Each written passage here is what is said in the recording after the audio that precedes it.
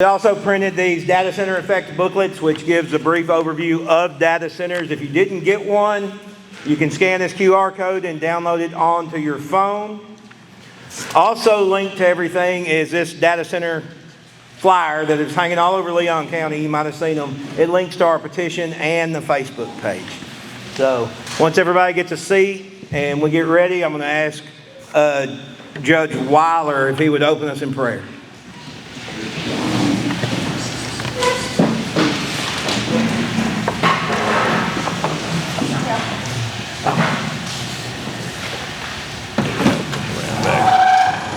Here. Thank you. You got that? Oh, no, I ain't holding it. I ask y'all if you'll bow with me for a word of prayer, please. Dear Heavenly Father, Lord, I come to you tonight with an humble heart, praying for this meeting that it will be a peaceful meeting. Also praying for, Lord, just that we would be able to actually learn some things and have some questions answered for us that are here in the community. And Father, this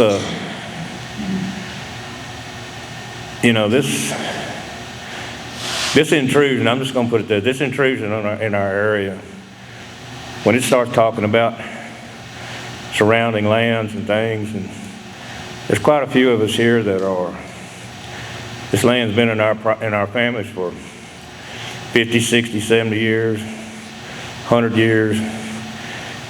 And it was handed to us with the agreement that we would do and be the stewards of it that you would have for us to be. And I pray, Father, that this meeting will enlighten some of us as what to expect should things happen. And Lord, I would ask again that this meeting be conducted in a way that's pleasing to you. In Jesus' name, amen. Amen. All right, I want to thank everybody for coming tonight. If you don't know me, I'm Daniel McCausland. I've lived here my entire life. My family's been here a long time. If you'd like to speak, also, we have a sign-up sheet on the back, so you can sign up so we can stay organized and make sure everybody has a chance to get their voice heard, because that's what this is all about. Everybody has a voice, and we want to hear everybody's voice that wants to voice an opinion. So most of us have heard the phrase, the cloud, as if the internet floats somewhere above us in this magical realm, harmless and out of sight. But the truth is very different. Every email we send, every video we stream, every app we open in our phones or on our computer is powered by real machines in real buildings somewhere. A data center is one of those buildings. It's usually a massive, windowless concrete box. Inside are hundreds of thousands of computers stacked from floor to ceiling. These machines never shut down. They run 24 hours a day and generate enormous amounts of heat. Have you ever been on your laptop or been close to a computer when you've been on it a long time and you feel it getting hot? Now imagine that 24/7, 24 hours a day, 7 days a week. That's the kind of heat these buildings generate. Data centers create a serious challenge for the communities where they're built. They bring what I like to call the three great drains. The first great drain is the health drain. Data centers may look quiet from the outside, but the impacts they create can affect our well-being in ways people don't always see at first. Constant noise, increased air pollution, bright nighttime lighting, and industrial heat all take a toll. These conditions can disrupt sleep, worsen respiratory issues, increase stress, and affect vulnerable residents like children and seniors. A project of this scale doesn't just change the landscape. It changes how people feel and function in their own homes. The energy drain is the second great drain. These facilities consume staggering amounts of electricity. When a data center connects to the grid, it's like adding a small city overnight. Utilities then have to be built with new power lines, new substations, and new infrastructures. It's the residents who end up paying higher bills to cover those upgrades. The number three drain that I'm going to talk about is the pollution burden.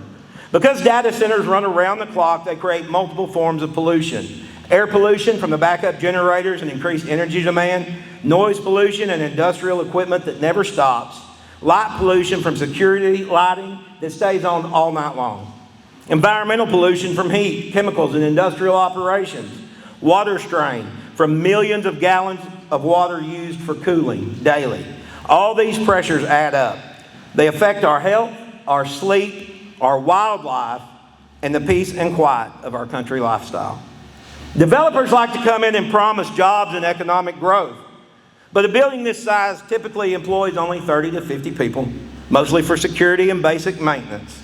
That's far fewer jobs than a warehouse, factory, or distribution center of the same size.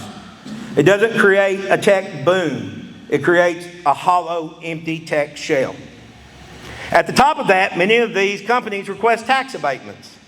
That means they pay less in taxes while using our land, our water, and our electricity. The community shoulders the burden while the profits leave town. More times than not with these companies, it goes to foreign businesses in a whole other country. It doesn't even stay in the United States. When you look at the full picture, data centers take a great deal from the communities they enter and give very little back. We aren't just hosting the internet. We're subsidizing it with our resources, our tax dollars, and our quality of life. Tonight, as we each talk about different things that we've invested our time and research in, I encourage all of us to ask questions, learn the facts, and make sure our voices are heard.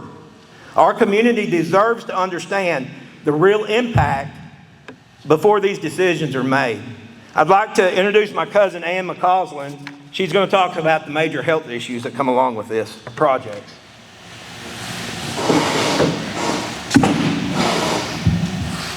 Move that down because I'm short.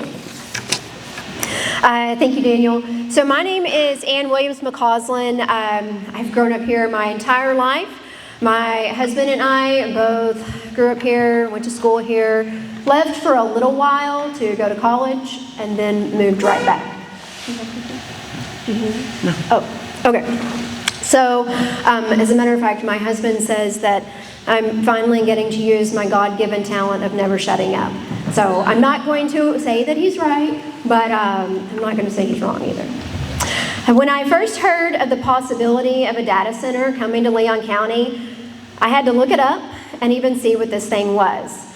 I quickly learned that the cloud, as I had always referred to, is not just our digital footprint being stored in space, but it's actually a massive campus of buildings, once only built in those large cities that are now being pushed out to our beautiful farmland.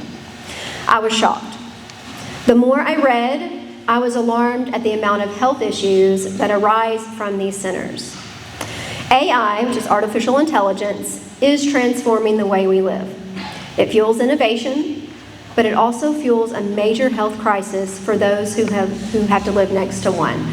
And they say you have to live next to one because your property values and everything goes up, but you're not going to be able to sell your land. You're not going to be able to move. You're going to be tied there. Environmentally friendly data centers is an impossible term. At this time, they cannot operate solely on renewable energy. They rely heavily on fossil fuels. During peak grid times, these data centers will switch to using generators. The air pollution from those generators, along with noise and water pollution, will create many health concerns for us. The pollutants are emissions like PM2.5 and nitrous oxide. They cause respiratory and cardiovascular issues, all leading to significant public health burdens.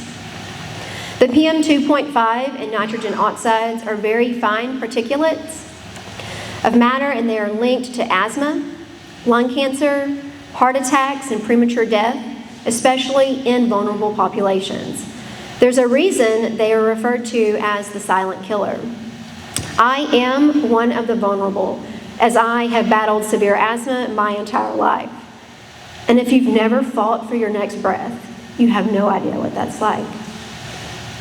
Noise and light pollution have negative health impacts on multiple populations. Once these centers are turned on, like Daniel said, they're never turned off unless it's like a critical emergency. And then God be with us for what that entails. I can't even imagine what that would be like for our volunteer fire departments. The headaches, the sleep disturbance, stress, anxiety, cognitive issues, and even cardiovascular risks will arise for all of us living within range. I've been told early on that there's always something good in every situation, and I'm sure that there is.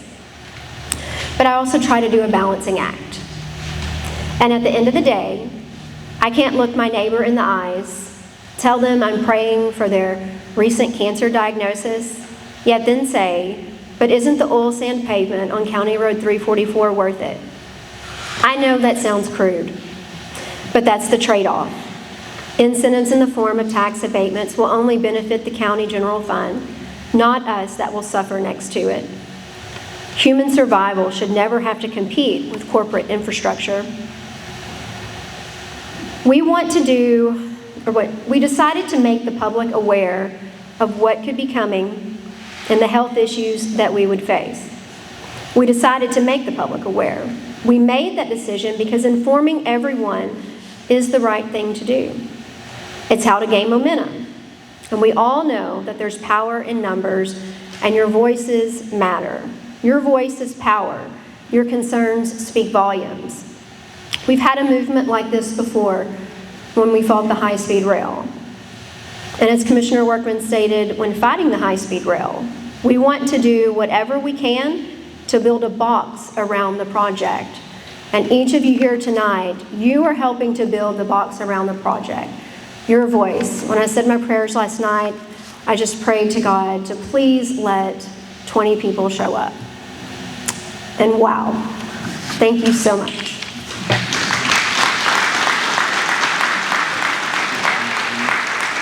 Environment? No, it's fine. I got it. And up next is Michael Rice. Okay. I like to call him, he's our golden penny, kind of like with school finance. He's something we can't do without. Hello. I'm going to raise that up a little. My name's Michael Rice. I have not lived here my whole life. In fact, I barely know any of you in this room. I'm sure you have probably never met me before either. This month will mark my 5th year of living here in Leon County. My day job is a software developer and systems engineer. I specifically work for a company that writes data center automation software. And I even brought a server so if there's anybody in here that doesn't know what we're even talking about when we're talking about servers in a data center, I brought a 10-year-old model, brought the 2015 model that I developed software against while I'm working. But I moved here in 2021 because I wanted a rural life. We wanted to start a farm business, and we grow chickens, turkeys, beef, and pork, and drive down to Houston and sell them at the farmer's market. And that's what brought me here. I wanted to kind of get away from the big city and all the industrialization there. So, when you hear data center, what do you picture? I don't imagine maybe like a big warehouse, maybe like a chicken house, maybe even something like this room, but instead of people or broilers, it's filled with computers. That's not far off. It's not entirely true, but it's not far off. A data center isn't just a building, and the AI facilities, it's not just 1 or 2 buildings. These facilities are permanent industrial utility consumers, and once they're built, the impacts do not stop. Let's talk about how data centers even operate. So, data centers are very power hungry by design. A single large facility can consume as much electricity as a small city, and that's not its peak usage. That's constant 24/7 year-round usage. For example, a city that has roughly 50,000 people in it will use about 50 megawatts of continuous power. The Kayla Project data center is projected at 1,500 megawatts. So that's, well, and based on some other land that they're trying to acquire, the size of this project could easily double to over 3,000. So that's like having a town with 150,000 to 300,000 in one spot worth of electricity usage. So that they're so big. And they don't ever shut down. I worked at a company that had a truck hit one of our data centers, and we didn't shut it down. It stayed on. That part of the data center went down, but the rest of it stayed on. So to handle all that power, it means new transmission lines, substations, backup generators, on-site battery systems. The Kayla project is proposing a 200 megawatt battery, which again, with all the extra land they're trying to acquire, could easily double to something like 400 or more. If the grid can't support it, the cost of the upgrades don't magically disappear. Someone has to pay for it. We've all read the news online and seen that the costs are going to be passed on to us.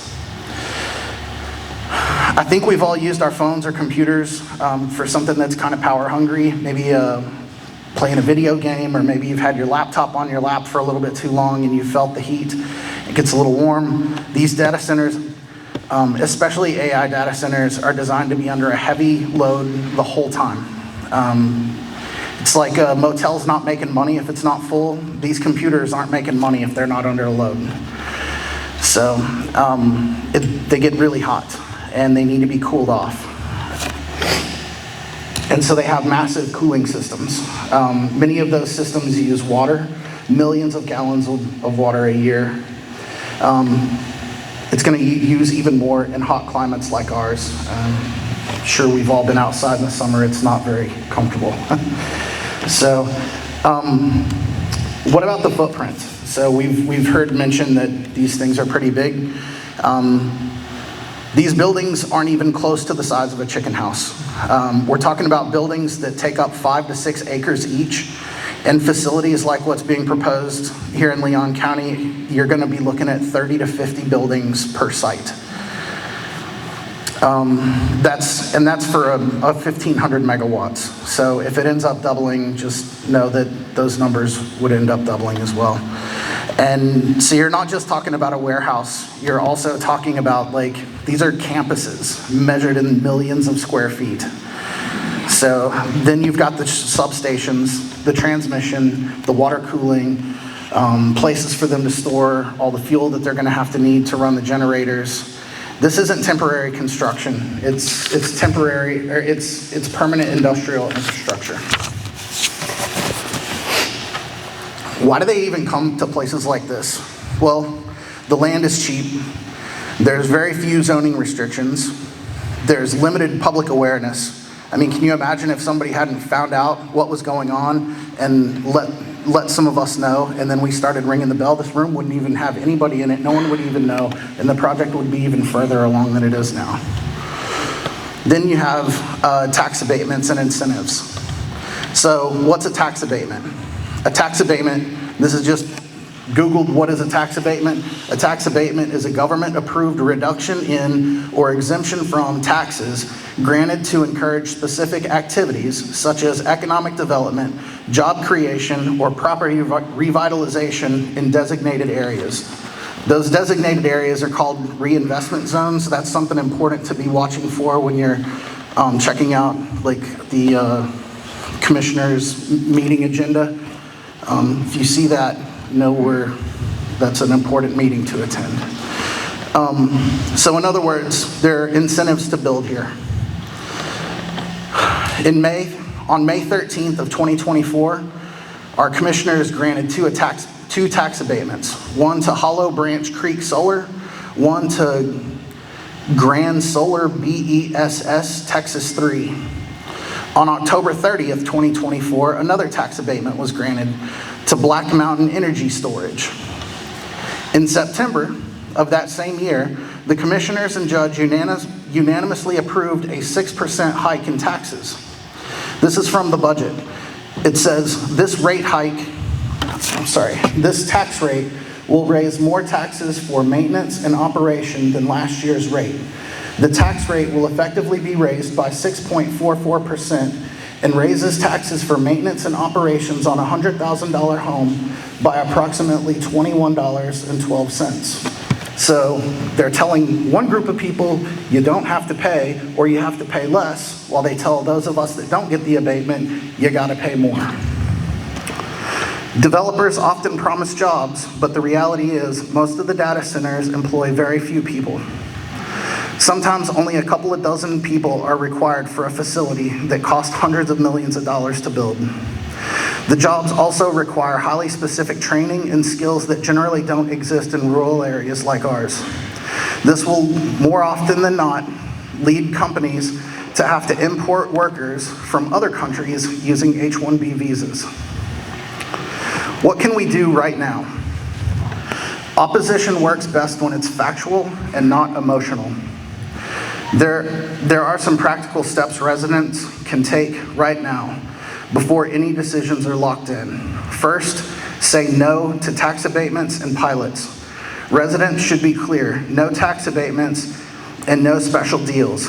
If a project only works by shifting costs away from the developer and onto the county, it's not economic development, it's risk transfer. Next, residents should ask the county judge and commissioners court to form a 391 planning committee. That committee creates a formal process, brings technical review, and puts facts on the public record. Without the 391 committee, decisions can be rushed. With one, the county has leverage. Yesterday, at the Commissioner's Court, a motion was passed to form one.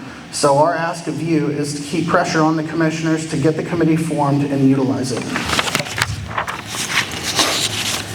If county leaders argue for a pilot or reduced tax rate, ask a follow-up question. How does lowering the net new revenue in a county budget help residents? And how does taking less money not an incentive to build here? Ask these questions in public meetings. Request written answers. Once something is said on the record, it matters. Data centers are not inevitable. They are industrial projects that require approvals, permits, infrastructure commitments, and public consent. None of that happens automatically. Our role as residents is to demand clear answers, enforce standards, and protect our land, water, and property rights before any decision is made. If a project cannot meet those standards or cannot operate without burdening the county, then it should not move forward here. This community still has leverage. What matters now is using it early, clearly, and together. Thank you.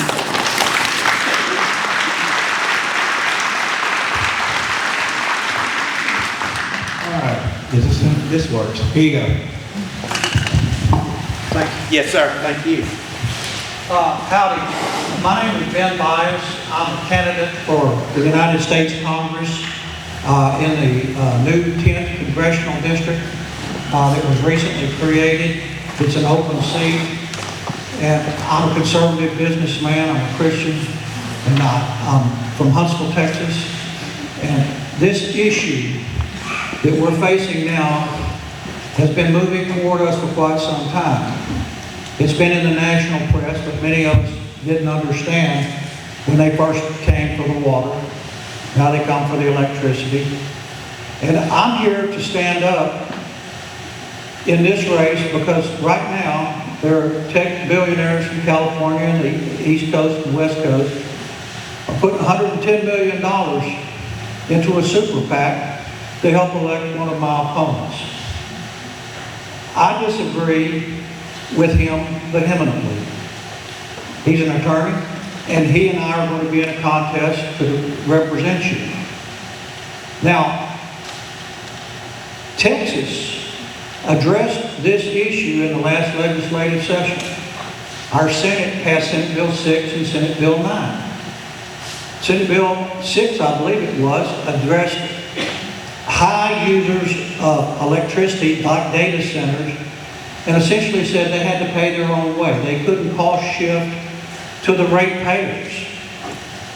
And then also, Angela Paxton in the Senate passed a bill that would protect our children and our families from the harms of AI. AI is a good tool as long as it's not in the wrong hands. It can be used for immense amount of evil against our children. It is a dangerous thing. Even Elon Musk said 11 years ago that AI poses an existential threat to mankind if wrongly used. And so Texas passed these laws that were good laws. And then this group went to Washington, D.C. and tried to put into the one big beautiful bill that Donald Trump helped get through and supported. They put a provision in that bill that said Texas and the rest of the states' rights would be preempted for 10 years regarding AI, electrical grid, and anything that would slow down the advancement of artificial intelligence.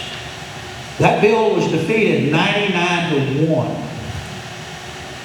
Then they came in and went to the National Defense Appropriation Act to try to put it there. It was thrown out. Now they are persisting and have preempted state law by executive order. I disagree with that. But the President Trump's executive order actually is a good thing because it brings the issue of states' rights versus these tech billionaires and AI versus you.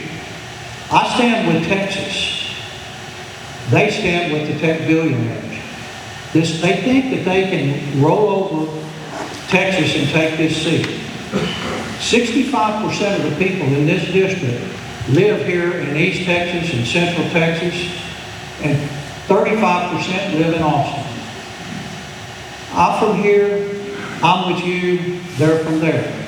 And I believe that this race will become a national contest and referendum on what are we going to do in Texas and what are we going to do in the United States. Are we going to have common sense regulation of artificial intelligence? Are we going to protect our grid? Are we going to protect our water? Or are we going to let them roll over? Your vote has never been worth as much as it is now. You have never had as much power for the future of the United States, and I believe the world. Now, I thought about, hey, I'm not going to fight these. These are the most powerful people on the planet, and they're coming for us. What am I doing in this? I prayed about it long and hard with my wife. And I've got the ability and the time, and I believe I'll make you a good congressman, and I'm going to stand up whatever the consequences are. Because I believe that Texas has the right to govern Texas. That's the prime issue. Texas, you make the decisions, and we, people like me who are congressmen, are to take them to Washington, not the other way around. And that, to me, is the fundamental issue in this race. I am really proud to be here tonight. The work y'all are doing is going to be heard around the world. I'm going to try to make it heard throughout the 13 counties in this district. We have to win this. And we have the legislation. 25 of the state senators in Texas signed a letter to the president asking him not to preempt Texas law. And those are brave people. And, you know, one of the things that came up and I heard there is that we are giving to these folks a phantom profit. Your electrical bill, I read from the Department of Energy today, and ERCOT and the Federal Energy Regulatory Commission, Donald Trump engaged them to create a study on this and determine which grids can afford to take this kind of load. ERCOT is barely able to provide the services that we need today. In that report, you will see that our prices for electricity, your prices, not theirs, will double, triple, or even quadruple over the next, I think it was by 2030. Ladies and gentlemen, and then today, our President, Donald Trump, said we need to solve this problem. We can't allow the electrical prices to skyrocket like that because he wants to fight inflation. I was so proud to read that this morning. The worm is turning, as the old saying goes, and we're going to win. And we're only going to win if you stand up and you vote. And your power to say no will be heard around the world. And so I'm just grateful to be here. I'm grateful to know that Texas is standing by me. And I'll be around to answer any kind of questions. And I'll assure you that if I go to Washington and serve as your congressman, I'm going to fight for you, not them. Thank you.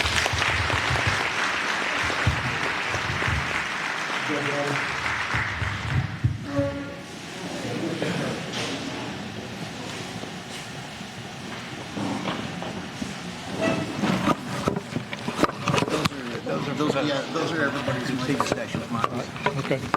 TV station. Oh, TV. Excuse me.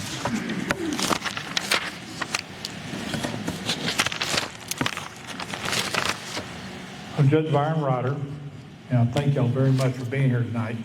It's a great turnout. I'm glad to see the interest that you have in Leon County in this area. It's very, very important that we protect our health, our agriculture, and everything that we love about Leon County. I just want to give just a real brief overview of what transpired with me.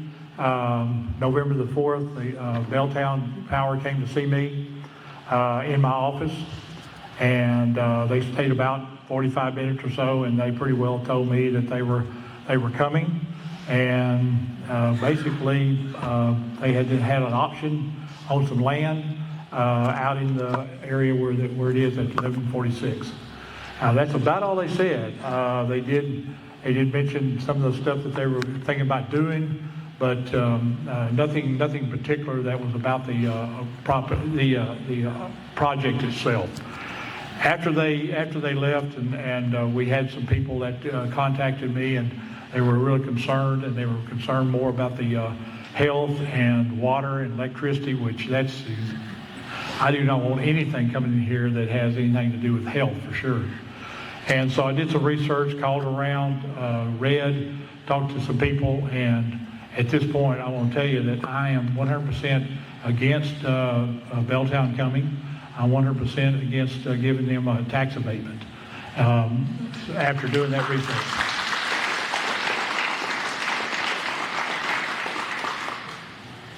One basic reason, another reason why that I'm so adamant against it is because their reluctance of coming and telling us about the project. I asked them to come to the Commissioners Court meeting yesterday, and they didn't come. And I asked them to come to this, and they refused.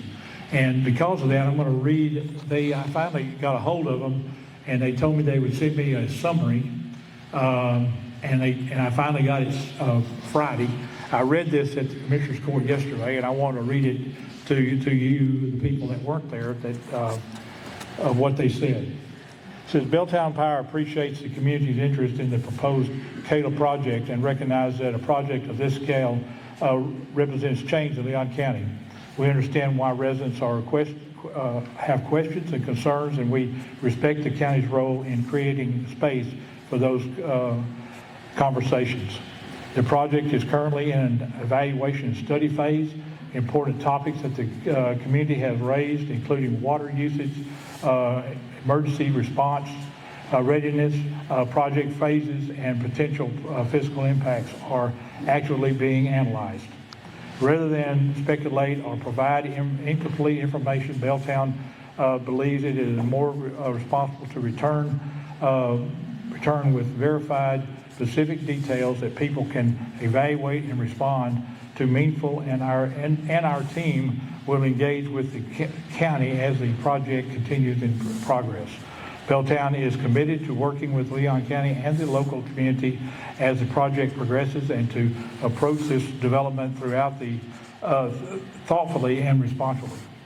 Belltown appreciates the county's leadership and looks forward to building a conservative, transparent relationship with the entire community. And that's what they sent me back, and it's in the record of the Commissioners Court as of yesterday.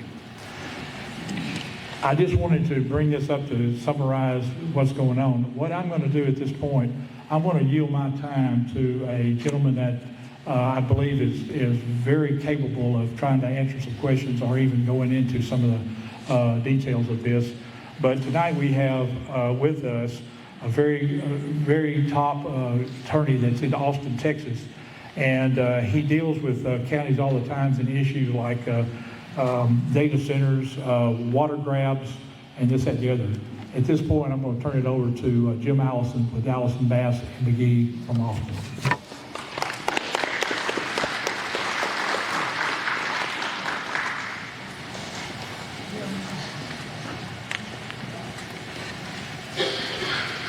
Thank you, Judge. I am Jim Allison. I'm the Senior General Counsel of the County Judges and Commissioners Association of Texas. I'm also a fellow who came out of a small county in East Texas of 5,000. Started there as the county attorney. When I got out, went back home. And I will tell you that you're not alone. Even that small county has now been approached to site a data center. A county of 5,000 with very little people to furnish employment. So you can see this is a effort that's going on across the state. I'm going to talk a little bit about why Texas. Why are they coming here? Why are they coming to small counties? Why are they coming to rural areas? I have to tell you, I'm going to have a lot of good news and bad news tonight. And when I finish, you may say, when's the good news? But I'm going to tell you how I've seen it since 1983. We bought into something back in 1989 when we amended our Constitution, provide for economic development. We bought into the theory that all growth is good growth. That's not true. All growth has a cost attached to it. And it's only growth where the benefit exceeds the cost. That's good growth. But for many years, we carried on that philosophy of, well, any growth is good growth. Come on to Texas. We even call it the Texas miracle and brag about all the growth that we've had. We're now beginning, though, to find the second part of that. What is the cost of that growth and who pays it? And in this instance, there's no question that the cost will be paid by, in the most part, by the local people where these data centers are operated. And why is that? Well, first you need to understand that this is a national phenomenon in order to increase the ability to use artificial intelligence, for the most part. We are the enemy. We want that. We want to be able to pull that phone out and have all the power of a computer in our hand and all the data available in the world for us right there. But there's a cost to it. Somebody has to host those data centers. Well, we could put them in the cities. Do they want them?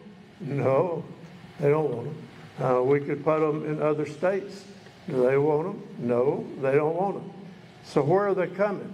They're coming to a relatively unregulated state, and that's Texas, because we've kept the fences down. We said, you want to build something? Come on here. We won't have regulations, and we'll give you pretty much whatever you want in order to get that growth. It's time to stop and don't buy in anymore of all growth is good growth. Tell us the truth, what's the cost, and let us decide if we want to pay it or not. We hear a lot of talk about local control, and I've spent, as the judge and commissioners will tell you, most of my time since 1983 either counseling them on what they cannot do or going over to the legislature and saying, when are you going to come through with some of that local control? In Texas, cities have ordinance powers. They can pass an ordinance and do whatever the state does not prohibit. Counties do not. Counties are a creature of the state. Counties have only that power that's been delegated to them by the legislature. Land use regulation is not one of those things. Counties can do more regulation on the siding of a liquor store, of a massage parlor, of a game room than they can a data center or a Bitcoin mining center. So there is no local control in Texas over this. Counties do not have zoning power. That's why they're coming here. That's why they're coming to local areas that are outside the city. The county cannot stop them from coming. There are some things that we can do cooperatively to, if not make them, stop them from coming, make them less welcome. And I'll tell you, unfortunately, what that probably means is we make them push them out of your community and have them go to somebody else's backyard there. But I'm here to talk to you tonight about what you can do to either stop them, slow them down, or make it as safe as possible.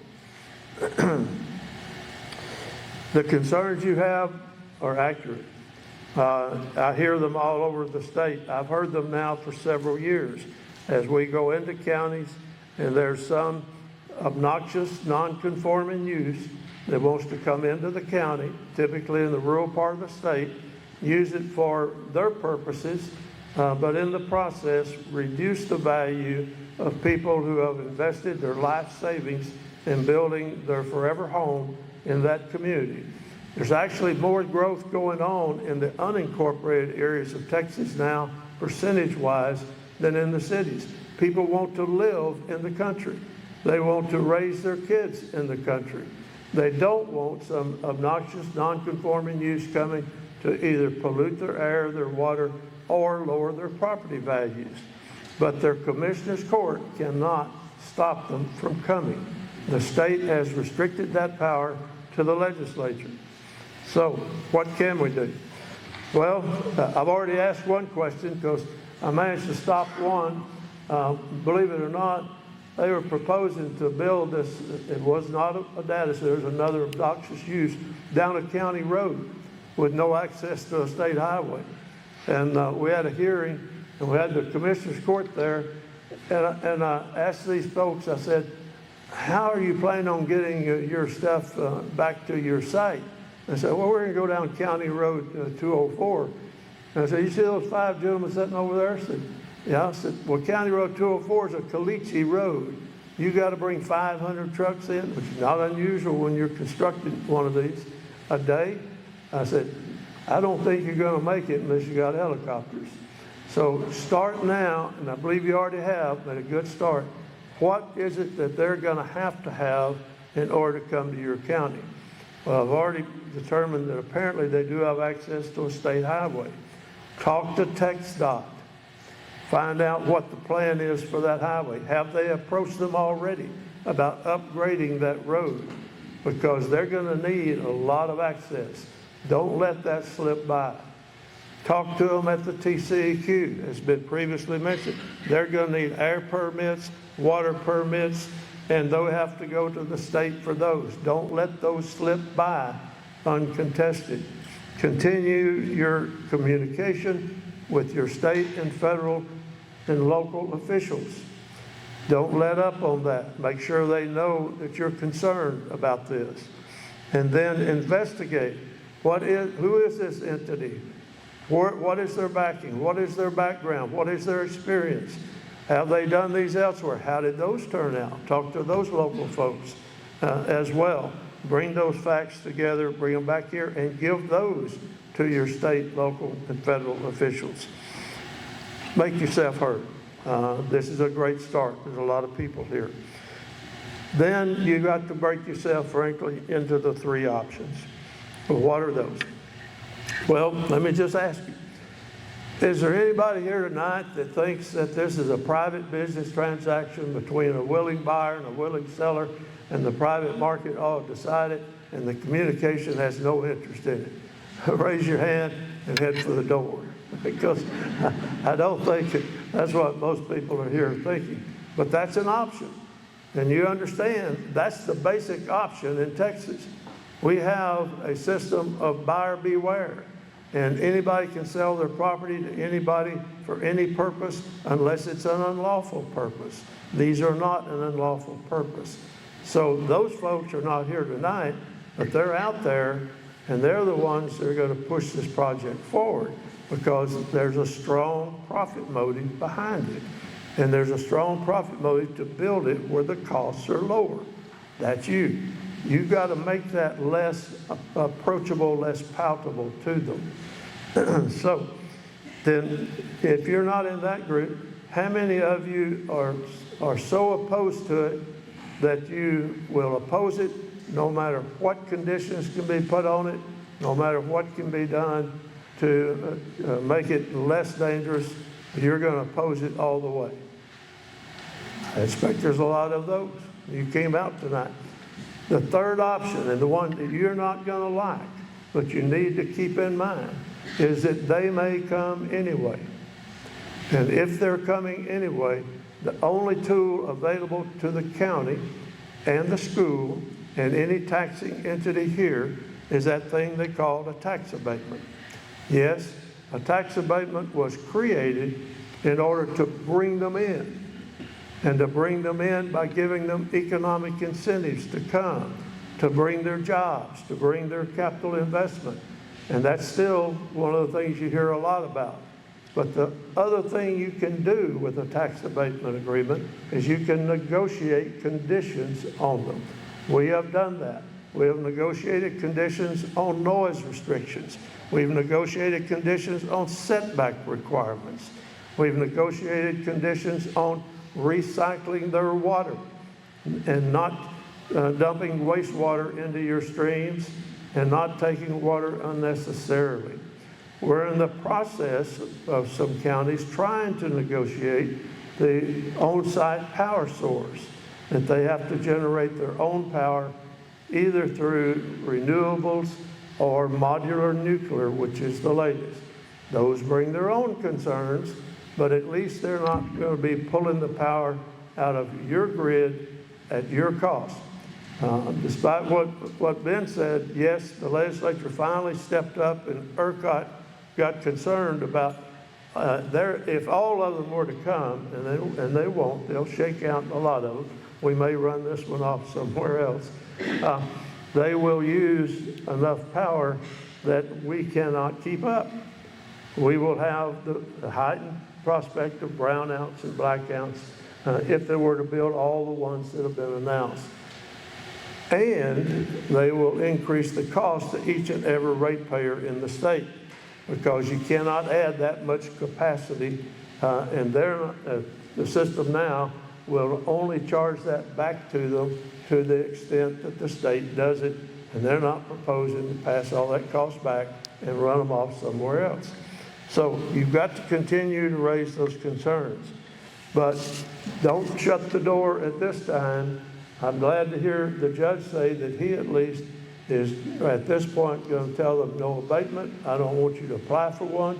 Don't even come see us about it, because we do not want you here. That may be enough.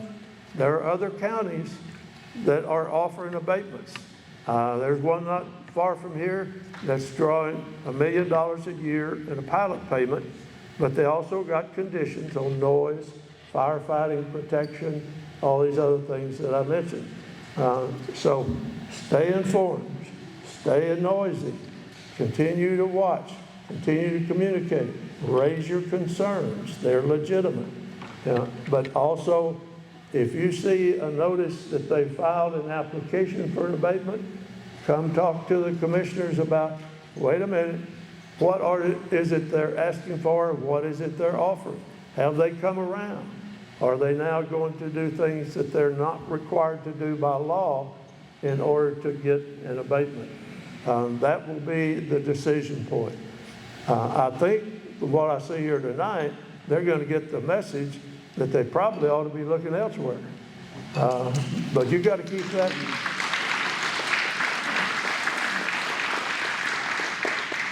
You got to keep that message going. You got to use every tool that you got, and certainly don't let up on your state and federal officials. This is a big national problem. We need the power. We need the data research. We need to move forward on AI, but we don't need to do it on the backs of rural America. Thank you.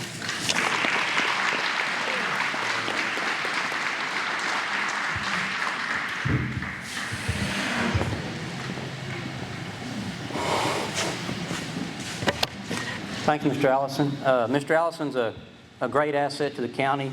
His office is available to us 7 days a week. When we have questions, we can email him or call him, and he's a great asset to us. So for those of you who do not know me tonight, my name is TJ Foley. I'm a Leon County Commissioner for Precinct 4. This data center proposed project is in my area. My area stretches from where this data center is located on 1146, close to the Leon School, all the way along the Navasota River, all the way to OSR, almost to I-45, and back up to just outside of Redland off Highway 7. I am a lifelong resident of Leon County. I live in Marquez. I've lived there for 43 years.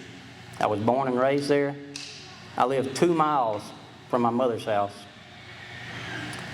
I've raised my kids here.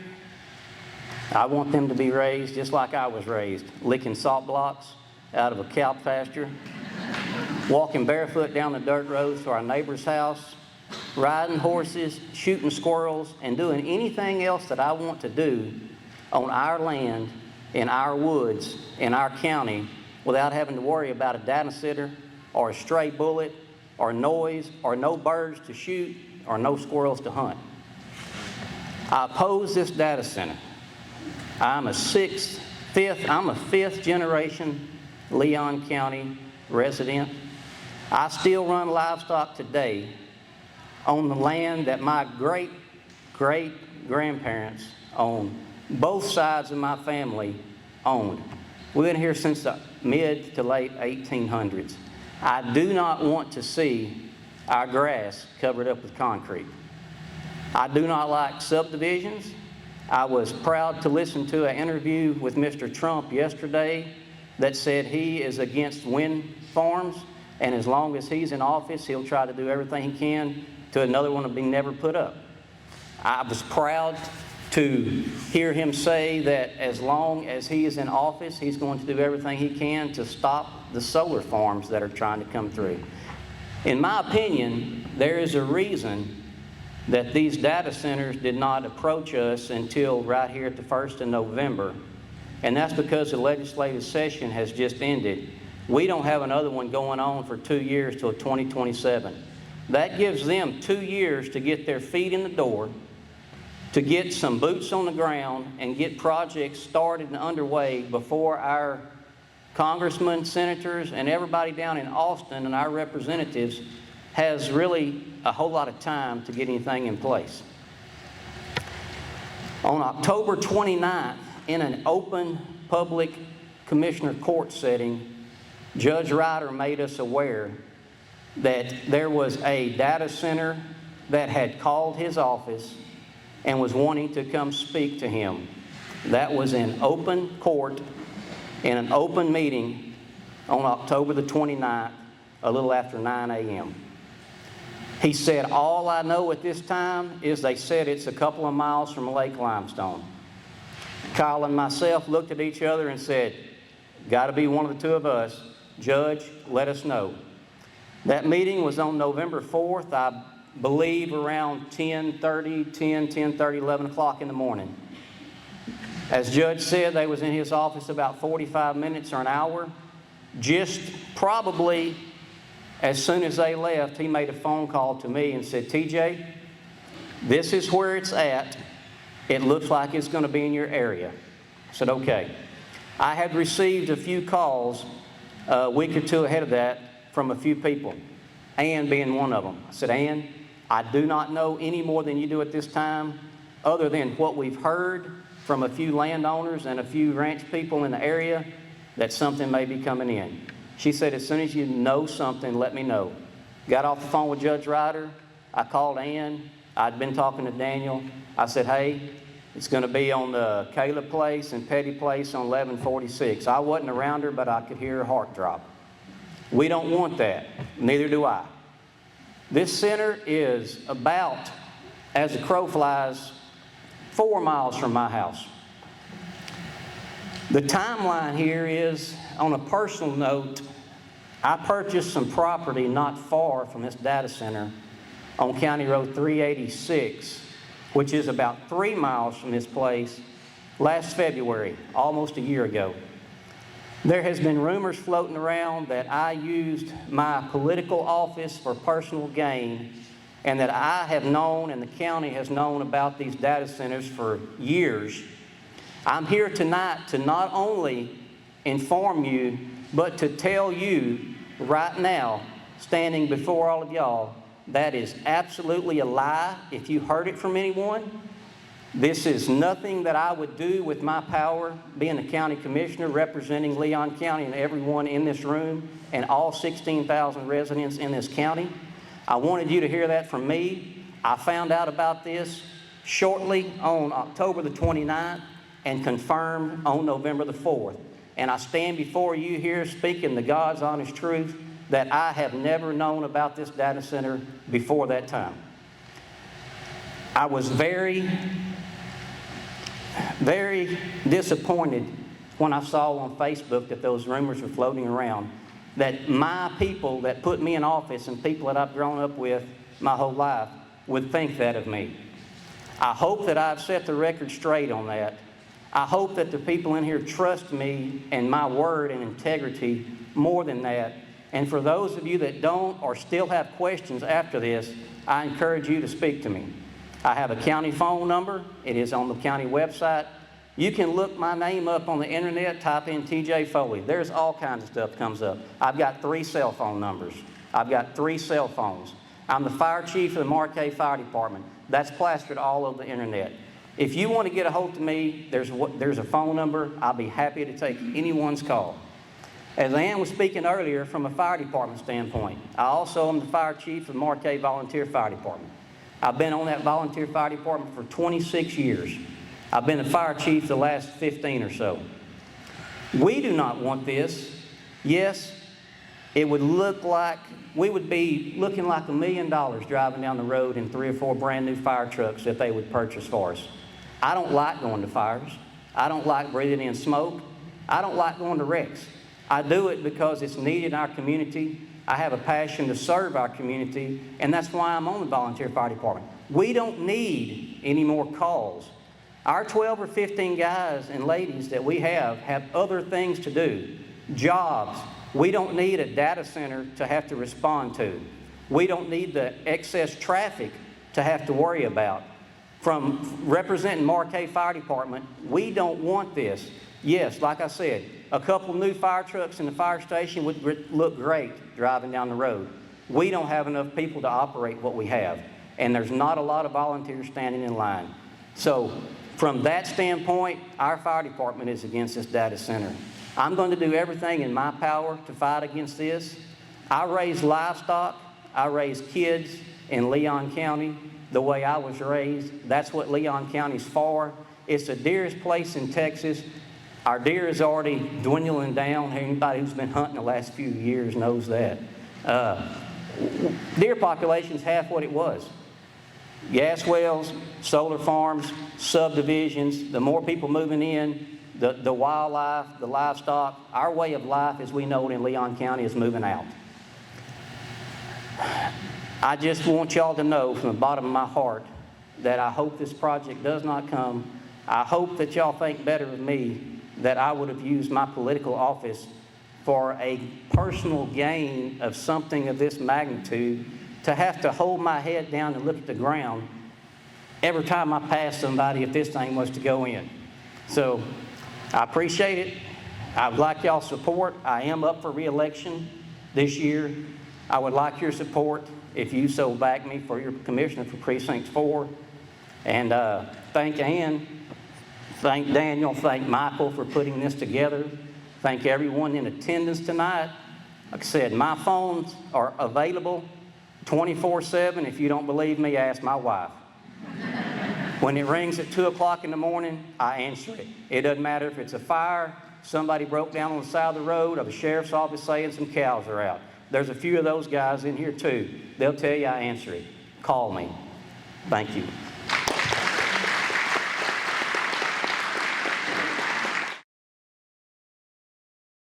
And then I found out why, but it's been used against you.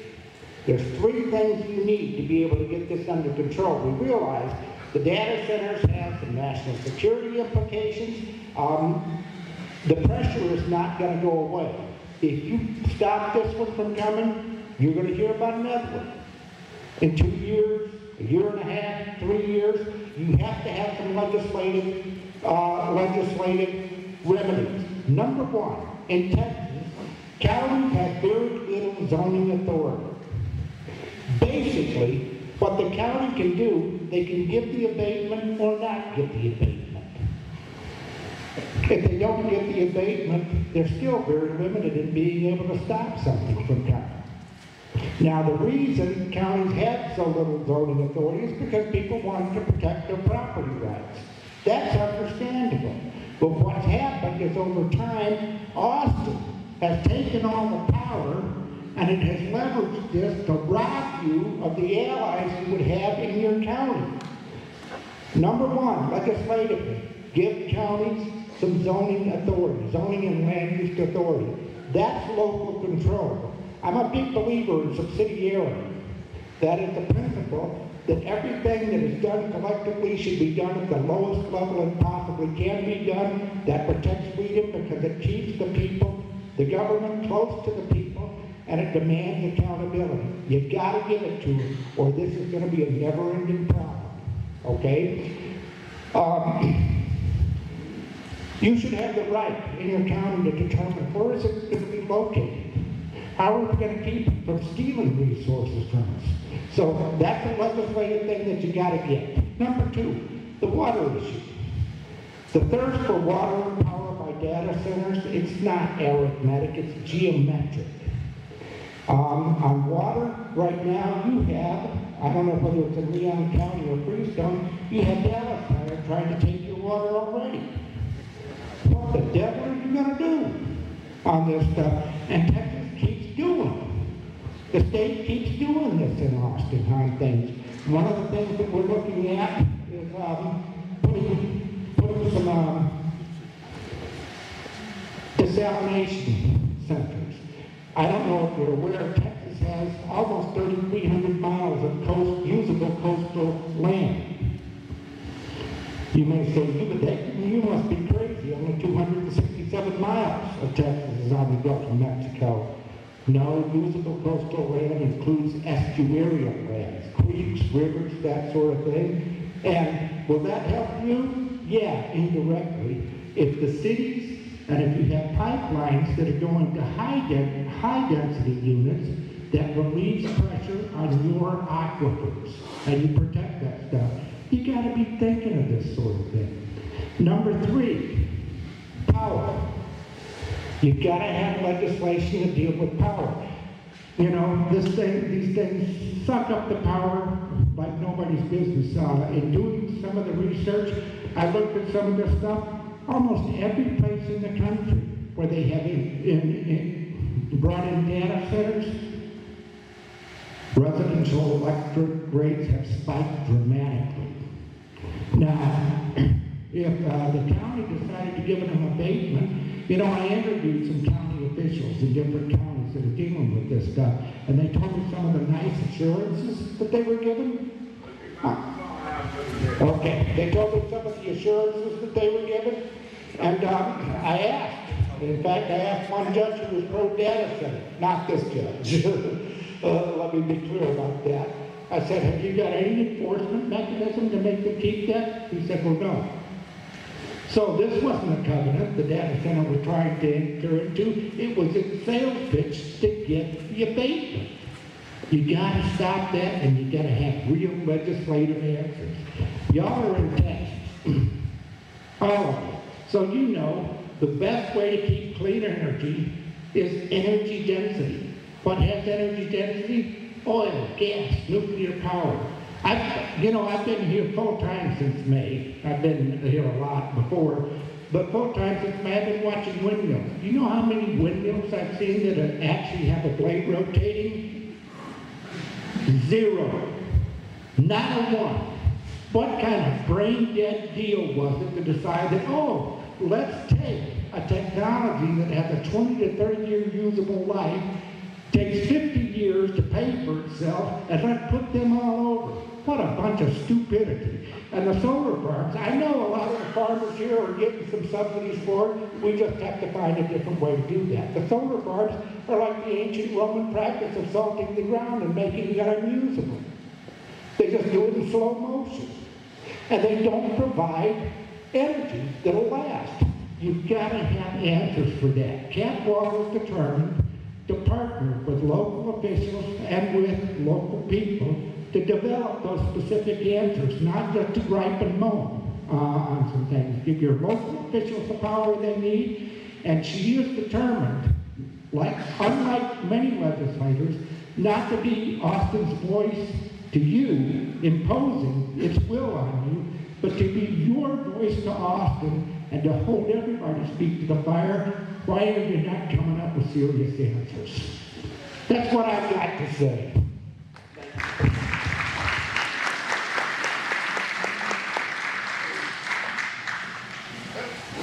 Mr. Rob Altman.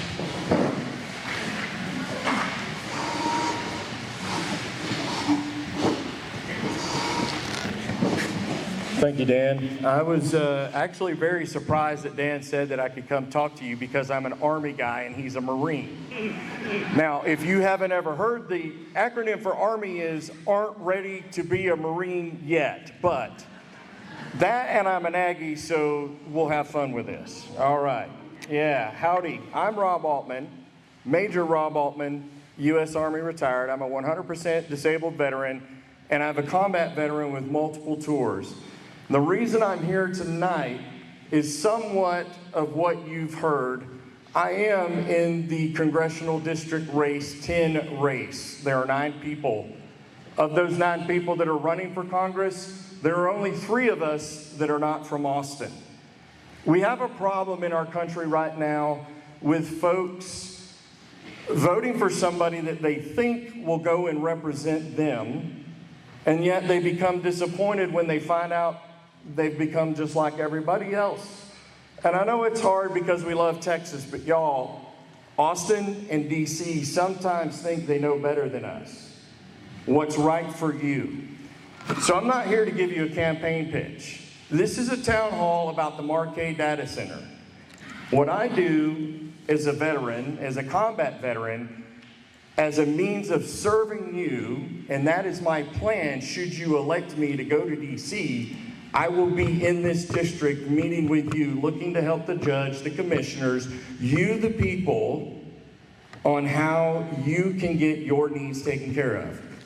Now, because I am pretty comfortable with national security, on my team I have 4 outstanding students who have ag backgrounds.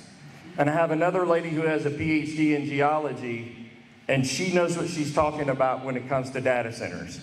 So what I'm going to give Dan, and I'll make sure that you have access to it, are the questions that if, God forbid, the 391 committee isn't able to get those stipulations in, if for some reason Belltown still comes. And by the way, I'm really surprised, y'all, that they're not here. And I asked Dan, I said, why are they not here? And he said, well, they don't have enough information. How can you say you're going to build a data center and not have information? This gentleman, ladies and gentlemen, was absolutely right. It's a risk transfer. They think you're not smart enough because you're in a rural community. Friends, Thomas Jefferson said to James Madison, the people are the surest reliance for the preservation of our liberty. Ladies and gentlemen, you have the ability to speak your voice, to say what is on your heart, what is on your mind, to protect your way of life. Now, there are several things that my PhD friend told me. You need to ask questions like, what's the expected annual and peak daily water use for Kala under realistic operating scenarios? What is the timeline and plan for interconnection for the grid, and who pays for new transmission and subsidies? How many diesel or gas-backed generators are planned, and what is the air quality impact during their testing and outages? How many permanent jobs, not the 1,000 at the beginning when they're constructing the thing, and then afterwards it goes down to 40. What pay ranges and what local training will be created? Well, you've heard a lot about tax abatements. What incentives are being requested? How will Belltown keep the community in the loop? Y'all, that is what is exactly. They're not doing it right now. And that's not us poking a bear. That's saying, ladies and gentlemen, They're not here to tell you what information they have. And that's important. You deserve that. Transparency is a right. It is your right as an American, as a citizen of this great county. And the last thing I'll tell you about, there are case studies. College Station, transparency for them was non-negotiable. Granbury is suffering right now. There are young people who are having hearing issues because of the noise. There are recommendations of not going above 40 decibels. I can tell you, as somebody who has fired a lot of weapons in my lifetime, that I have hearing issues. And if these data centers are operating at higher level of decibels, 80 to 120 or whatever it is, there's going to be some folks nearby with some hearing issues. Medina County, they said water security is a shared responsibility. And then there is the other case of Temple, where they were able to put in guardrails. The Thomas Jefferson quote, ladies and gentlemen, yeah, it's a couple hundred years old. But our government was formed to protect you. Not to give you, but to protect you. And in order to protect this community, the government must say, one, you can't come, and if you do come, like the lawyer suggested, and I know you're not happy with it, make sure your voice is heard in the Commissioner's Court every week, that you will not stand by and allow your community to be overrun by somebody who is just looking to make a buck. My website, if you want to check it out, is Altman for Texas. You can always count on me. I'm happy to give out my personal number at the whatever. My wife doesn't like it. But in any event, I'm looking forward to serving you in Congress, and I'll be here with that expert. I'll bring her to help you, Dan, because I want to help the folks here in Leon County. Thank you.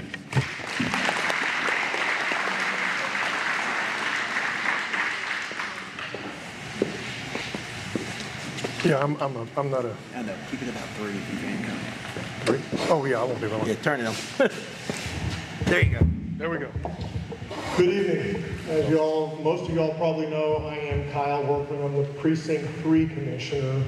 I am not running this time, but that doesn't change my concern about this project or any other project for that matter. Most of y'all know I'm not from here. I moved here. I've committed my life here. I've raised my kids here just like everyone else. I don't want to see our community change either. But that being said, I want to make sure that we have adequate information. I think it's important for us to not make rash decisions. We are elected to not make rash decisions. As soon as we found out about this, we added it to the Commissioner's Court. We've been talking about it every single week. This is not something that is being hidden from anyone. We're happy to have you come. In fact, we moved our Commissioner's Court to the large room on the 3rd floor of Annex 2, downtown Centerville. Please feel free to come and hear what all your county commissioners do for you.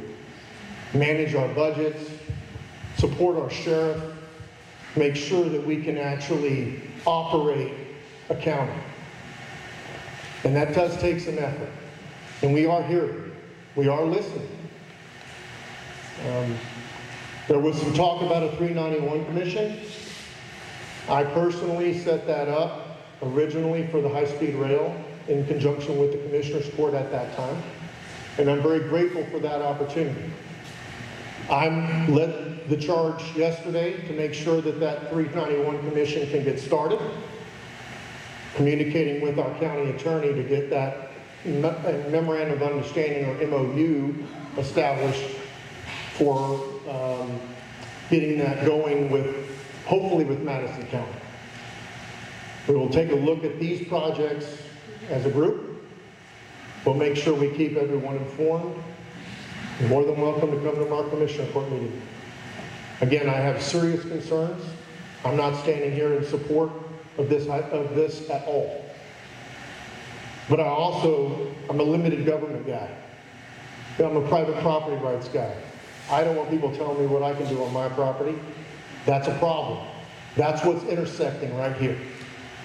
Private property rights versus the impact to your neighbors. I'm saying to you now, we're listening. We're paying attention. We're not asleep at the switch. But we have a burden and a duty to protect your rights also from your private property. So with that, I want to thank you all for coming and listening to me for my 3 minutes. 3 minutes. My number's on the website as well. Feel free to call me. I am honored to serve as your Precinct 3 Commissioner. Thank you, Kyle. Mike Greer. Next person I'm calling up. Mike Greer. Oh, there he is. He was hiding in the back. You want me to come to you? No. You wish you would wear your suit, don't you? Yeah. He wanted to wear a suit. I told him not to.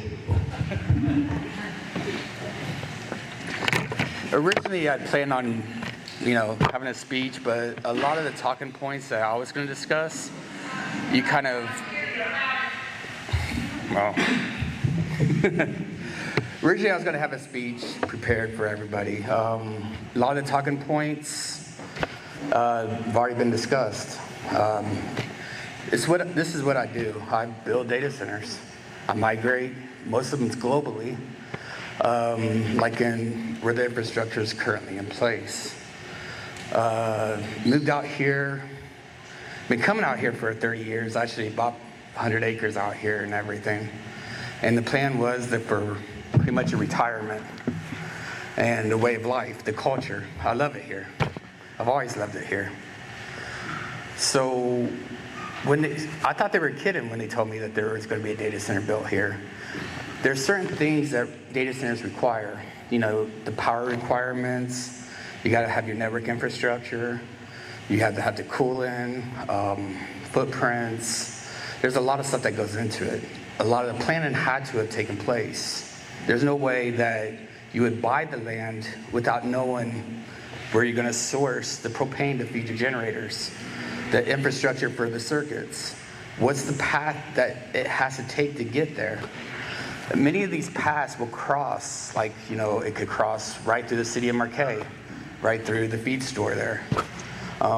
If you look at the planning that's taken place to the point where they've bought made agreements for the land, there has to be a little bit of investigative stuff going on there to feed that infrastructure.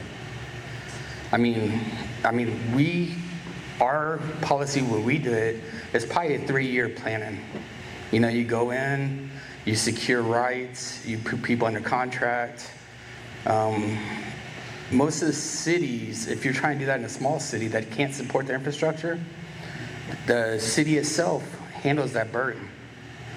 You could, on average, over the last 2 weeks, I've looked at other examples of where they've tried to do this in small towns. In Georgia, their aqueducts got destroyed. That's the water that feeds the chicken houses, that feeds their ponds. Their well water was destroyed there. Within 50 miles of it, since it ties into the grid to feed back your electrical appliances, all of it has spikes. Out of probably 30 near misses for blackouts, 75% of them was caused by these AI data centers. So, a lot of it was hinted at before, but then power spikes, and that's your wells, that's your common electronics, your refrigerators in your houses. Within 50 miles, you will get spikes there. It's not going to be clean power anymore because of that draw. They hinted at it earlier, our electrical prices. What was it, 4 or 5 years ago? It was 13 cents a kilowatt hour. I'm paying over 18 and 19 now. My electric bill at my house, my other house, is $2,000 a month now. That's ridiculous, right? And if they're talking about doubling that, they're just pricing me out of my own house in many instances. So we take a look at the consequences, the noise levels. This data center that's going to be talked about being built is literally walking distance from my house. So, sometimes we talk about the school lights, you can still see them over when it used to be really dark and everything else. This is going to be constant noise. When you talk about 50 to 85 decibels and the way sound carries here over the hills, you will hear it. You will constantly hear it.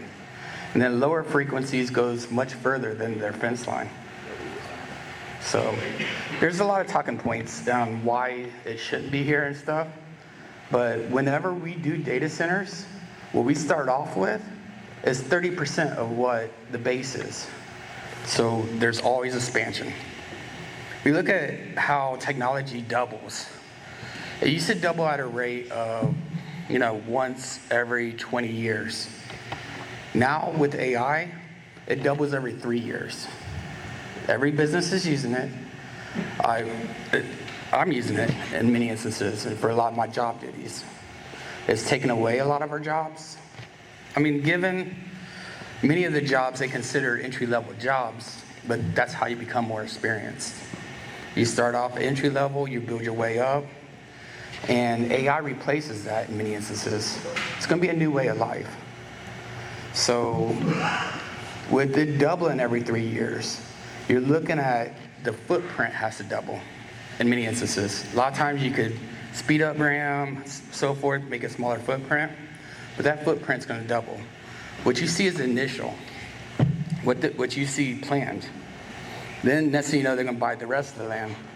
Your property values, the reason why your property values are anywhere from 4,000 to 12,000 an acre is because of the culture, way of life, the country lifestyle.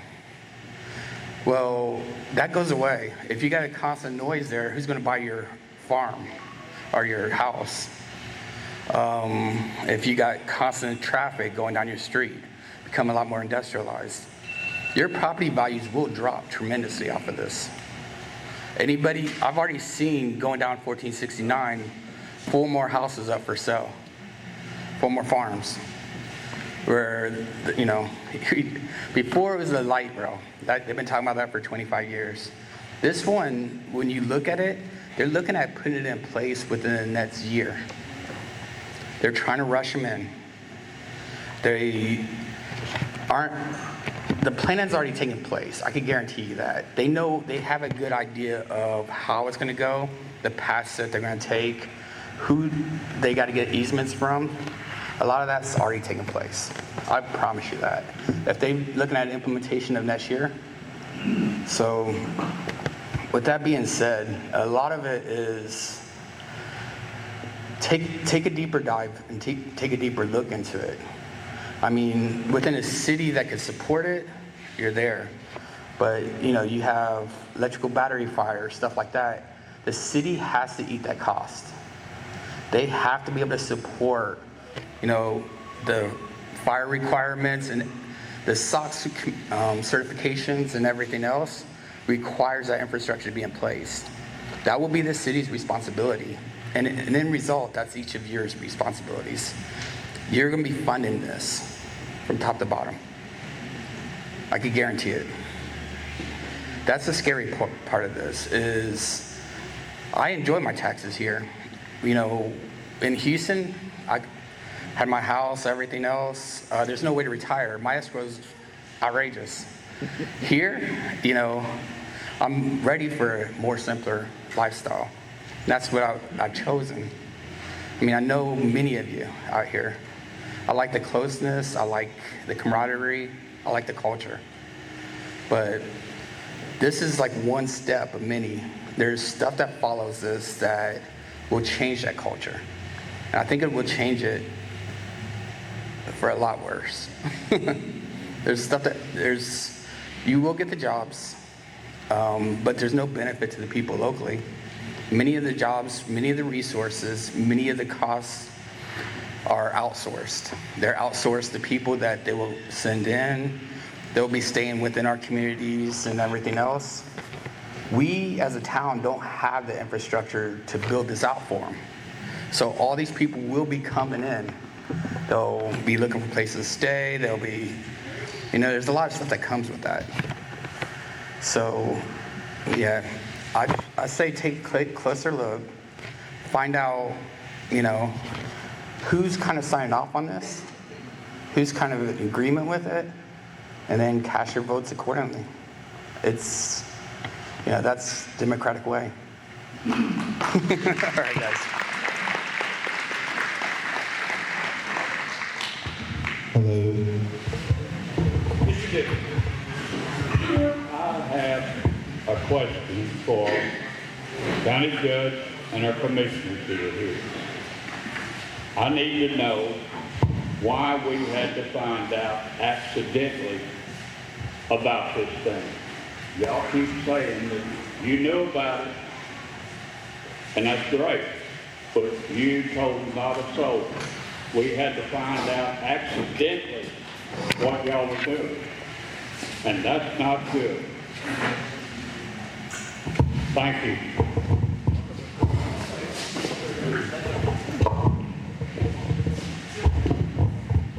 Well, it's a good question. What I would say is that there's 16,000 people in this county. I don't know what the expectation is to put her on the agenda when there's an action item.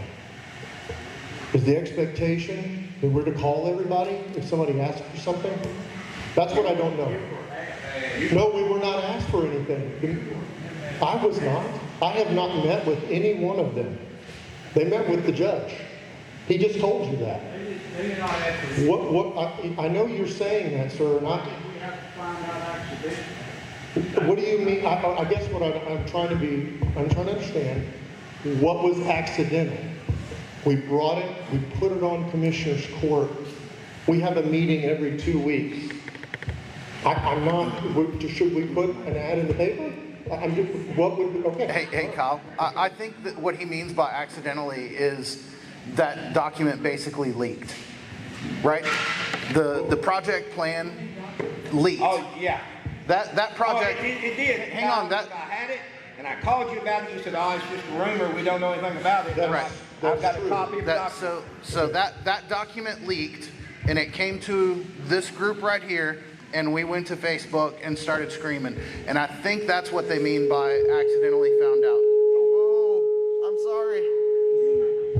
Who is it? What document is you referring to? The project plan, the Kayla project plan, that PowerPoint. Oh, that's Yeah. Is that you? I gave it to her. I gave it to her. I gave her a color picture. I gave her When did you give her that? and she actually looked at it. She said, well, this thing goes. Here. It was like that. Watch out. Judge. Judge Ryder, you gave me and Ann both a copy. At the third Commissioners Court meeting we were at, we had the copy November the 9th, I believe. We already had a copy of it. So don't say middle of December you gave it to us. That was whenever Kyle Workman had told me it was just a rumor and I had a copy of it already. So please don't say that. I didn't say that. I said I gave it to her, and she said, Go ahead. and she said that it was old. It was like 6 months old. I didn't sign up to speak here. Most of you know I'm Sheriff Kevin Ellis. And come up here right now to say what's happened. Whatever opinion we have of what's happened is already done. It's not doing us any good here not to work and move forward with this court that's here to support y'all. And we all have to get along. We're not against we shouldn't be against one another. We should be moving forward together and going forward from right here now, moving. So I just want to say that. This conversation we're having right now is not moving anybody forward. Thank you.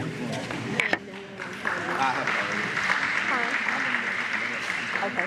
So, and also in that, they had reached out about how can they be more transparent, because these days we don't have newspapers anymore. You don't have a newspaper that you can go and pick up, or you get in the mail on a Tuesday and you see what's going on. So they have reached out to us in how can we get the message out to the community so that it doesn't look like there's these, closed door deals going on and things like that. So Michael has created a website, noleoncounty.org, And then we have Judge Ryder, who is giving us the information as he gets it. And as soon as he gets it, we are able to put it onto the website. So I know that up front, that transparency, I feel it too. I'm also on the hurt end of that, and so I know we feel very, very hurt that we weren't informed. But again, like the sheriff said, that's in the past. We can't fix that, but as a community, we do need to move forward. And so using that website, and then after we get the information from the judge, we take that website information and we share it on our Facebook page, the Citizens Against the Data Center. KNOW.org. K-N-O-W. Yeah. As in, like, I want to know Leon County. And so moving forward, that's where that information will be. So even if you don't have Facebook, you can still access the website and get the same information that we are putting out there on Facebook. So we just know that we need these guys just as much as we need each other. And so they do have a lot of power. We know our local governments have that. I didn't realize how much, but they do. And so if we work together with them, we're going to come out so far ahead of this thing. And, you know, if this was such a great deal for our community, Belltown should have been the first group here tonight telling us how wonderful this thing is. They should have been the first people here in those doors saying, this is going to be jobs for your community. This is going to be amazing for your school. Your kids are going to reap the benefits of this for decades to come. And they're not here doing that because it's not a good deal. So let's all just work together from this point on to make sure that, that those things are in place and that communication will be open from now on. Thank you. We still got public comments, Mike? Okay, go ahead. One other thing, I want to defend these guys over here, because as soon as I posted on Facebook about the lack of what we felt was transparency, the judge immediately reached out to me, that like within a couple of hours of that post, and said, what can I do? Can I send you these documents and you put them online? And so that goes a long ways, because they're not breaking any laws. First and foremost, they're following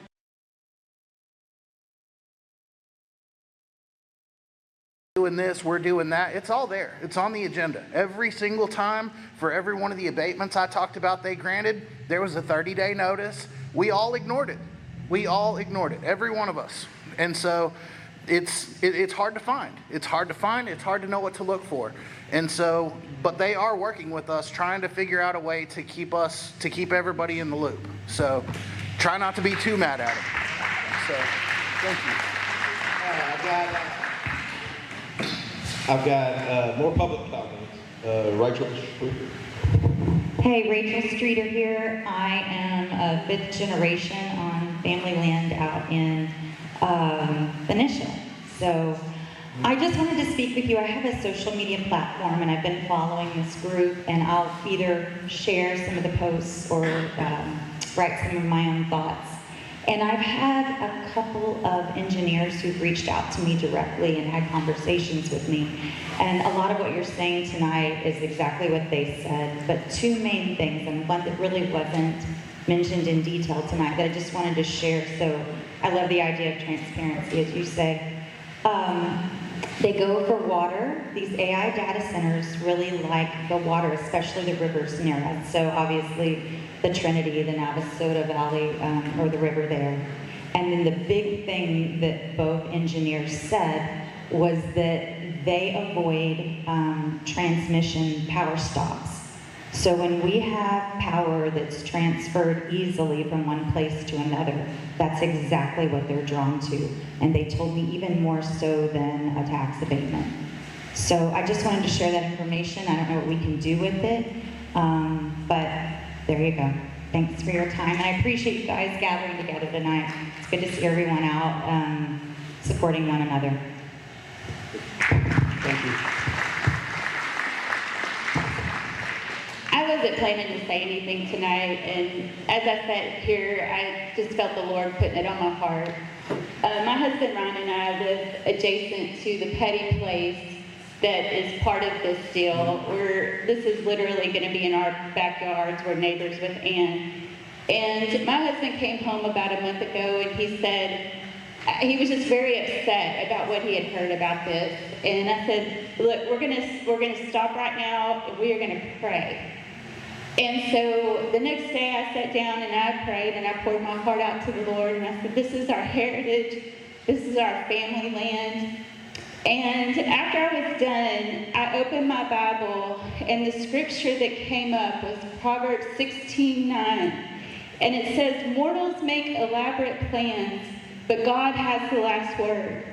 And so I just want to encourage y'all tonight that we are here for a purpose. Our voices are being heard. I encourage you to pray, but just remember that God has the last word. So I just want to share that. Thank you, Jacqueline. Ms. Carol Milder. Hi, I'm Carol Milder. I'm the county chair for the Republican Party of Leon County. And I really am so excited by this attendance. So I asked Sheriff Ellis if he would give us a head count so we would know. And he came up with 185 people in attendance tonight. That is an amazing number in a county that has 17,000 people, and that's including kids. So I applaud us. We are going to do something, and I thank you for the leadership that's already here working hard. Thank you, Daniel. Thank you, Ms. Milder. Did I miss anybody else who had a question or wanted to make a public comment? Nope. I'm making my way back up towards the front.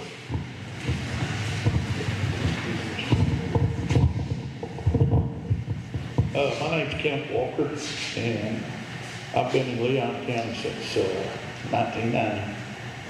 And I've had poultry houses. I'm a retired poultry farmer.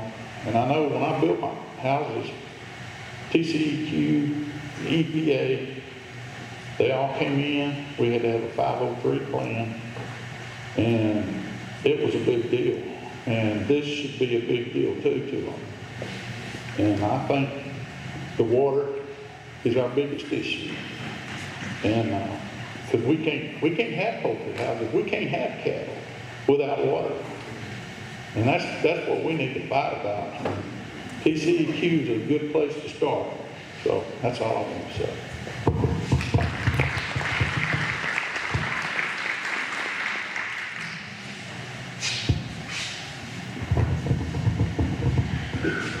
I'll be brief. I know everybody probably wants to get home. My name's Ed Barnes, and I wasn't raised here. But my wife and I chose this area of Lake Limestone for our retirement home. And but we were chased out of our hometowns by all of the development and progress that the politicians and the smooth talkers brought and told us what they were going to do, the wonderful things they were going to do. And the point I want to drive home is that without a tax abatement from your commissioner's court, this is likely to not happen. And I know a lot of people have said it, but I spent 12 years of my career administering and monitoring compliance with tax abatements. And I'm adamantly against them. I think it's wrong to ask you to pay for the services that this development will require for 10 years. And what's your tangible benefit that you're getting out of it? I saw instances. I was doing this for the Guadalupe County and Seguin, City of Schertz. I saw instances where I would go to Commissioner's Court and say, this development is not in compliance with the agreement. And they'd say, well, we really don't want to hear that. Or I'd go to the City of Schertz and tell the city manager, they're clearly not in compliance. We need not continue with terms of the abatement. And the city manager said, I'm the guy that brought that here. I'm not going to say this thing's a failure. I had actually developments leave the county, and there's a recapture clause in these agreements where the taxpayers get their money back. They didn't want to pursue that because, it made them look bad for granting it in the first place. So property rights is a wonderful thing, but I think first and foremost, the property rights of the existing residents and property owners should always come first.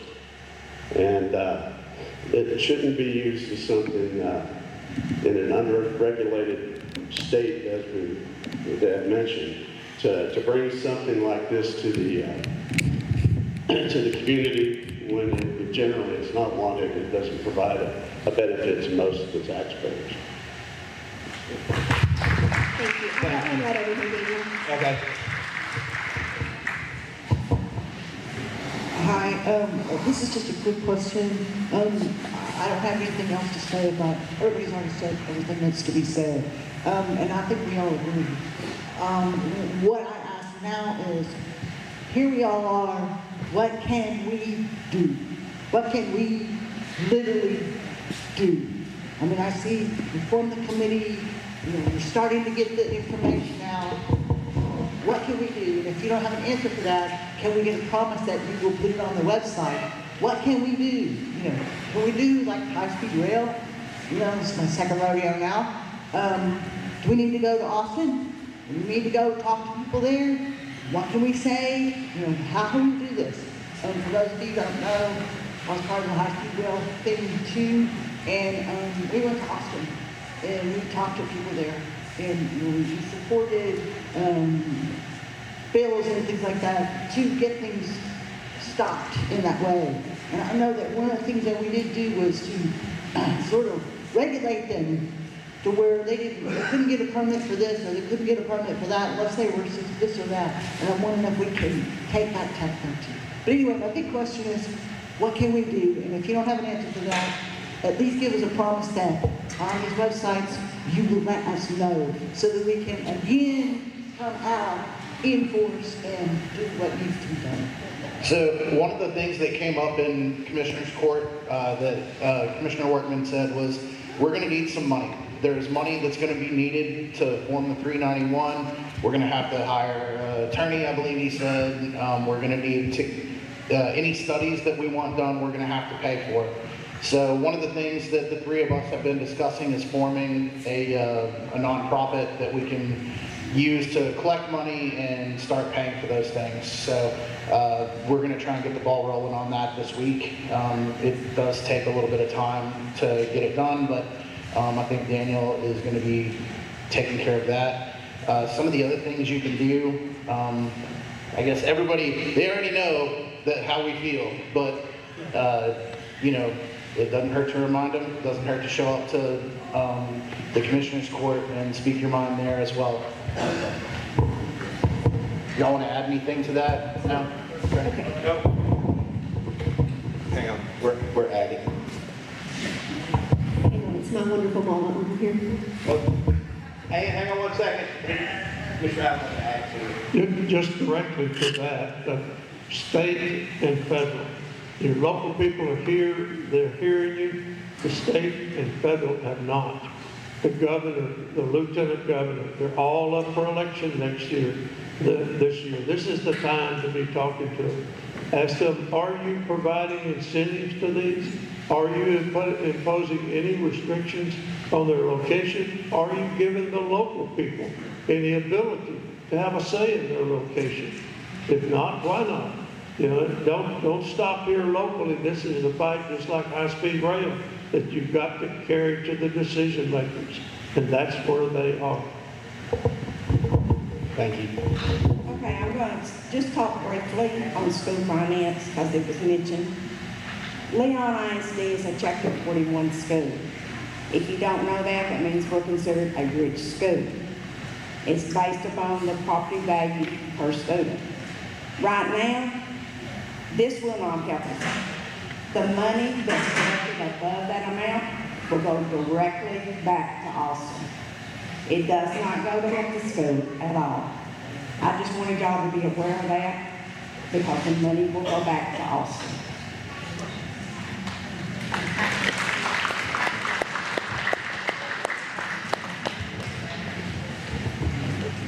So I got involved in this this data center question, and my concern was the aquifers. I live in Hilltop Lakes area, which, as we know, there's a difference between which aquifers are drawing water from. And in the Hilltop Lakes area, there's the Queen City Sparta, which sits higher than the Wilcox-Corazzo. Wilcox-Corazzo runs from Arkansas to Mexico. Queen City Sparta, this is a total of 4 aquifers we're talking about.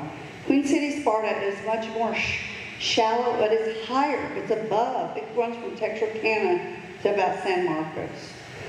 It's much more fragile, much more pristine water because it's much more sandy soil. So, as we all know, there's been a lot more drilling going on and seismic studies in the area, which makes the ground more vulnerable as well. So, I was told, well, it's not going to affect you because as soon as they start drilling in there, they're going to pull up once they pull up, it'll cause concentric circles and then the sand will automatically close the hole anyway. Well, that's baloney. We don't know what's going to happen because our lands are being shifted right now anyway because of the seismic studies going on all throughout here. Because we're ramping up fracking as well. So another thing, that's one component. The other thing that hasn't been mentioned as much is the radio wave frequencies. And I used to work in the medical field over 30 years. Radio wave frequencies can be used for healing and they can be used for harm. This particular, and I'll tell you how predominant it's become. This particular hat that I'm wearing is a protective hat for electromagnetic pulse. I'm sure all of you have something that protects your credit card, where your credit card is wrapped. I've got something on my cell phone so that these pulses can't protect me at night. So these are the kind of things, frequencies that are going to be fluctuating for hundreds, and because we're, like they said, because our terrain is such that these radio wave frequencies telegraph for miles, and they're not audible. Many of them are not audible, many of them are audible.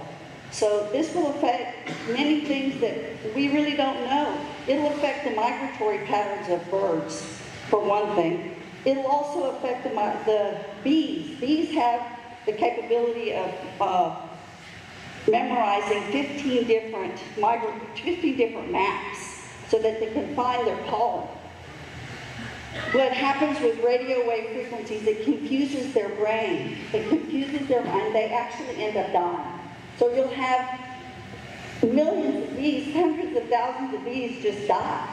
And they'll blame it on something else, but these radio wave frequencies that are not visible to the human eye, they will affect us in ways that we cannot see. And like I said, I worked in the medical field for over 30 years. We use radio wave frequencies for lithotripsy and other kinds of things that we know they're healing waves. But there are dangerous ones too that will affect our natural resources, our plants, our animals, and everything. So keep that in mind. You need to let your neighbors know this is the real thing, because I've had people tell me, is that really real? Is that really going to be as big a deal? This is it. This is a fight of our lives, and it ain't going away in our lifetime either. So educate your children. Thank you. One more question right here. So my question kind of ties into the last two folks. Number one, how far would we say, as a crow flies, this data center will be from Leon ISD? Mile? 2 miles? A mile. A mile? Mile and a half is what. Yeah, a mile and a half. Mile and a half. Okay, so between a mile and 3 miles, all of our kids are going to be subjected to whatever health concerns that this center is going to be bringing into our area 8 hours a day, every day.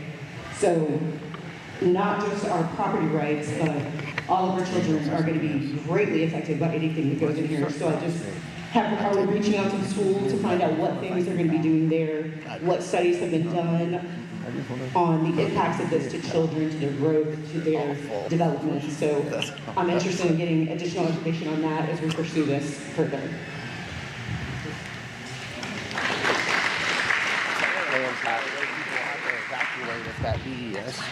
Okay. You mentioned how far people have to Anybody else? evacuate. Comments, questions, concerns? I'm on the board of an HOA on the lake, and I want to know if this is being recorded so I can pass it on through my website. What?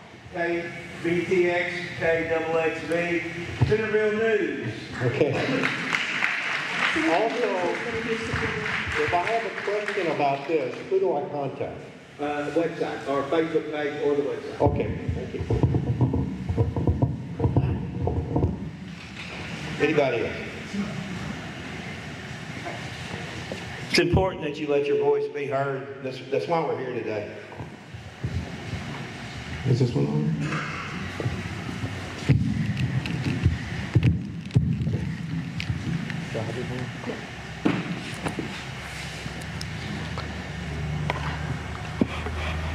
Everybody that showed up today, it truly shows how much we, Leon County, care about what's going on. So before we leave tonight, we would like to thank everyone for coming. I want us to all walk out with clarity, purpose, and fire in our hearts, because what we're doing matters. What we're building together is bigger than any corporation, any outside interest, and any obstacle placed in our way. Before all this came about, I didn't know Mike. We just met 3 months ago, and now we're best friends. People always ask, what can I do to help? Anyone in this room can be a part of this movement. You don't need a title. You don't need experience. All you need is a willingness to speak up. Share information on social media. Talk to your neighbors. Start conversations that matter. One of my favorite Bible verses ever is Isaiah 6:8, where God says to Isaiah, "Whom shall I send?" And Isaiah says, "Here I am. Send me." That should be all of our response. Here I am, send me.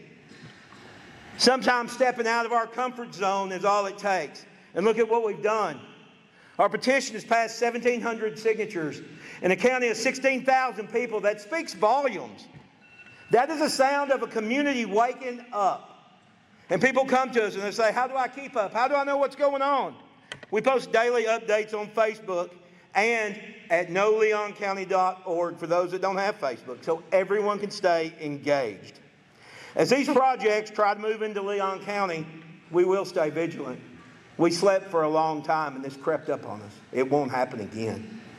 We will protect our land, our heritage, and our future. We will not allow corporate interests to sell our home to the highest international bidder. Not now, not ever. We've been told over and over again there's nothing we can do, but we found a way. We've been told you can't fight a $1 billion corporation, but we're fighting. And let me ask you this. What would our history look like if every time somebody said you can't win, Americans just simply gave up? What if George Washington had said, you're right, the British outnumber us 50-1, we can't win? What if Sam Houston at San Jacinto had said, you're right, we're outnumbered 2-1, we can't win? If strong people had listened to defeat, we wouldn't be Americans today, and we certainly wouldn't be Texans. We come from people who refused to bow, people who stood their ground, people who fought for the land beneath their feet because they knew it was worth fighting for. And now it's our turn. So tonight, as we leave this town hall, I want every one of us to carry this truth. We stand together, we fight together, and together we overcome the odds. Leon County is worth defending. Our land is worth defending. Our future is worth defending. And any corporation that wants to come in here, you tell them we're just getting started. Thank you.